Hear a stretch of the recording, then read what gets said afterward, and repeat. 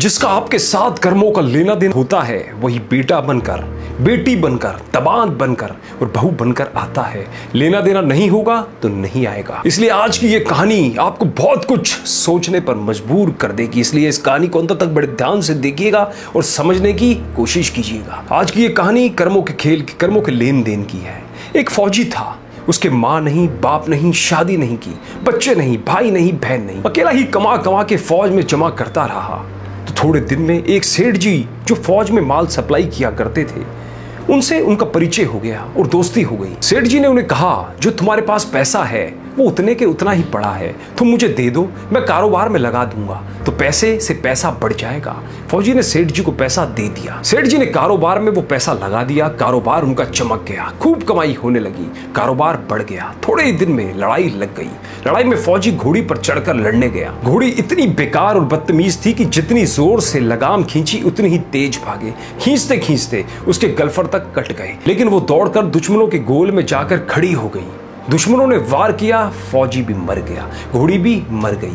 अब सेठ जी को मालूम हुआ कि फौजी मर गया है, तो सेठ जी बहुत खुश हुए कि उसका कोई वारिस तो है ही नहीं। अब ये पैसा किसको देना? अब मेरे पास पैसा भी हो गया, कारोबार भी चमक गया, लेने वाला भी नहीं रहा। ये सोचकर सेठ जी बहुत खुश हुए। कुछ ही दिन के बाद सेठ जी के घर में लड़का भी पैदा हो गया।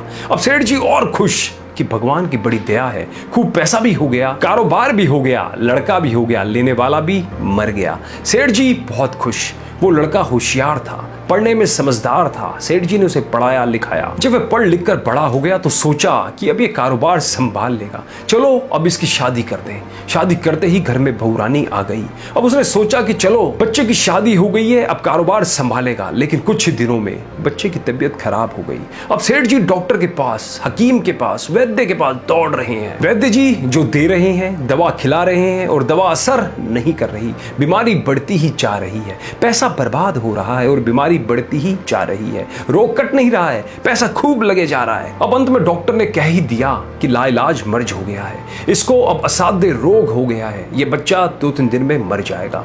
डॉक्टर के जवाब देने पर सेठ जी निराश हो गए और बच्चे को लेकर रोते हुए आ रहे थे। रास्ते में एक आदमी मिला। उसने पूछा कि सेठ जी क्या हुआ, बहुत दुखी लग रहे हो?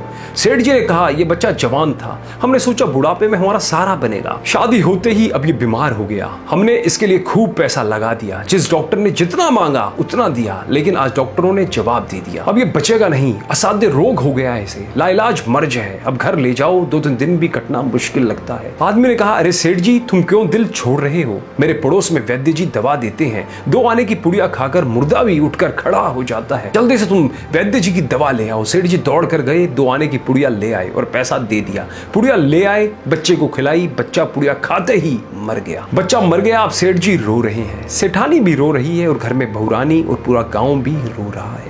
गांव में भी शोर मच गया कि बहुरानी सेठ की कमर जवानी में टूट गई। सब लोग रो रहे हैं। तब तक एक महात्मा जी वहां आ गए। उन्होंने कहा कि सेठ जी क्यों रो रहे हैं? लोग बोले, इस सेठ जी का एक ही जवान लड़का था, वो मर गया, इसलिए सब लोग रो रहे हैं, सब दुखी हो रहे हैं।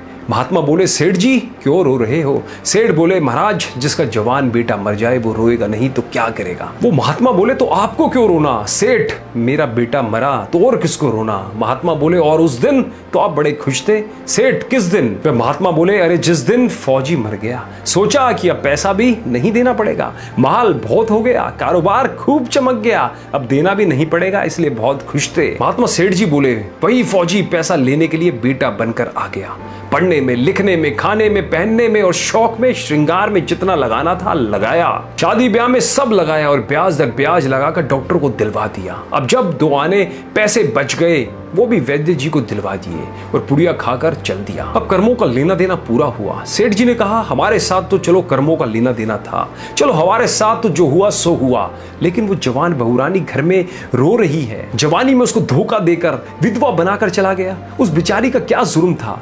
फिर उसके साथ में ऐसा धोखा क्यों किया? महात्मा बोले, ये वही घोड़ी है जिसने जवानी में उसको धोखा दिया, इसने भी जवानी में उसको धोखा दे दिया। बेटा बनकर, बेटी बनकर, दामाद बनकर और बहू बनकर कौन आता है जिसका हमारे साथ कर्मों का लेना देना होता है। लेना देना नहीं होगा तो नहीं आएगा। इसलिए दोस्तों, अपने जीवन में कोई भी कर्म करो तो जागरूक होकर करो और भूल से भी किसी के साथ छल कपट मत करो। छोटे से फायदे के लिए हम ना जाने क्या क्या कर देते हैं, इसलिए छोटे से फायदे के लिए किसी के साथ भी किसी की बद्दुआ मत लो और जो भी कुछ भी हो सके अच्छा कर्म करो। कहानी अच्छी लगी हो तो औरों के साथ भी ज़्यादा से ज़्यादा शेयर जरूर करें, जिनसे वो भी प्रेरित होकर अच्छा कर्म कर सके।